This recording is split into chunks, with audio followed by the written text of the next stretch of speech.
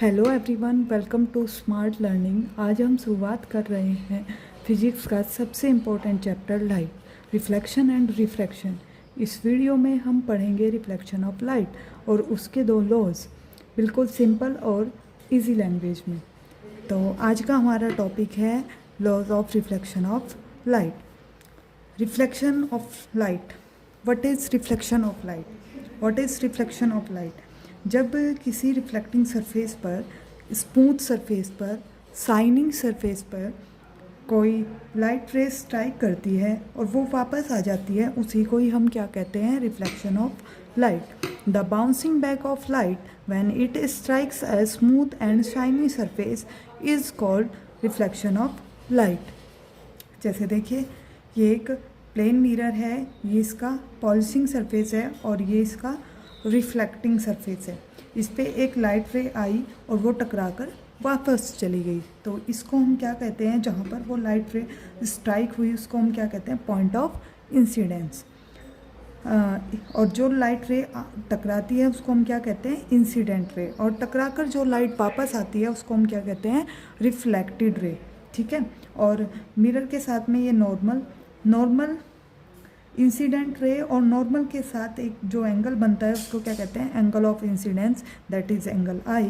और normal of reflected ray के साथ में जो एंगल बनता है उसको हम क्या कहते हैं? Angle of reflection, that is angle R. अब देखते हैं laws of reflection of light. The incident ray, the reflected ray and the normal all lies in the same plane. जो ये इंसिडेंट रे है, रिफ्लेक्टेड रे है और normal है, वो एक ही प्लेन में लाई करते हैं। Second law, the angle of incidence is always equal to the angle of reflection. जो एंगल ऑफ इंसिडेंस है वो हमेशा एंगल ऑफ रिफ्लेक्शन के इक्वल होता है, that is angle I is always equal to angle R. अब इससे related हम कुछ क्वेश्चन करते हैं। जैसे डिफाइन रिफ्लेक्शन ऑफ लाइट, तो इसमें आप रिफ्लेक्शन ऑफ लाइट की ये वाली डेफिनेशन लिख देंगे। The bouncing back of light when it strikes a smooth and shiny surface is called reflection of light. Name the रे विच स्ट्राइक द रिफ्लेक्टिंग सरफेस। उस रे का नाम बताइए जो रिफ्लेक्टिंग सरफेस पर स्ट्राइक करती है, तो उसको क्या कहते हैं? Incident ray. Third question, what is the angle between, ये अब दिख रहा है? ठीक है।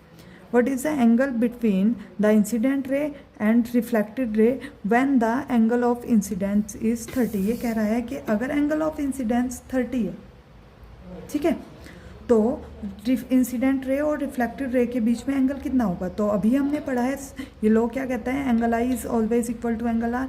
तो ये 30 तो ये भी 30, तो दोनों के बीच में एंगल कितना बन जाएगा? That is 60। Okay. What is the value of angle of incidence when a ray falls normally on a mirror? तो जब नॉर्मली रे फॉल्स करती है तो वो नॉर्मल ही वापस चली जाती है, तो इसलिए ये कितना एंगल बनाएगी? 0 degree. State the two laws of reflection, that is this, that is draw laboratory diagram showing reflection of light from a plane surface. तो आप ये डायग्राम बना के बता सकते हैं। Last question, a ray of light makes an angle of 35 with the mirror surface, find the angle of incidence and angle of reflection। हमें angle I बताना है और एंगल R बताना है। और ये कह रहा है कि किसी प्लेन मिरर पर ये जैसे एक प्लेन मिरर है, एक रे ऑफ लाइट आती है और वो इस प्लेन मिरर के साथ में कितना एंगल बनाती है? 35 डिग्री का। हमें बताना है angle I and angle are.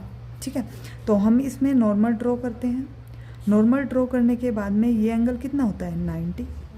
अगर ये रे ऑफ लाइट ऐसे आई तो ये स्ट्राइक होने के बाद ऐसे चली जाएगी, अभी मैंने आपको बताया है। और ये हमारा एंगल आई है और ये एंगल आर है, दोनों हमें बताने हैं। तो 90 ये रहा, 90 में से 35 माइनस करेंगे तो मेरे पास आ जाता है यहाँ से एंगल 55 डिग्री। तो angle I is equal to 55। तो हमें लॉ ऑफ रिफ्लेक्शन क्या कहता है? Angle I is equal to angle R, that is 55 degree. तो दोनों ये हमारे पास क्या हो जाएंगे? 55 डिग्री। आई होप आपको रिफ्लेक्शन ऑफ लाइट का कॉन्सेप्ट क्लियर हुआ होगा। अगर वीडियो अच्छी लगी हो तो प्लीज़ लाइक करें, शेयर करें और चैनल स्मार्ट लर्निंग को सब्सक्राइब करना ना भूलें। मिलते हैं नेक्स्ट वीडियो में जहां हम पढ़ेंगे मिरर के टाइप्स। Thank you. जय हिंद, जय भारत।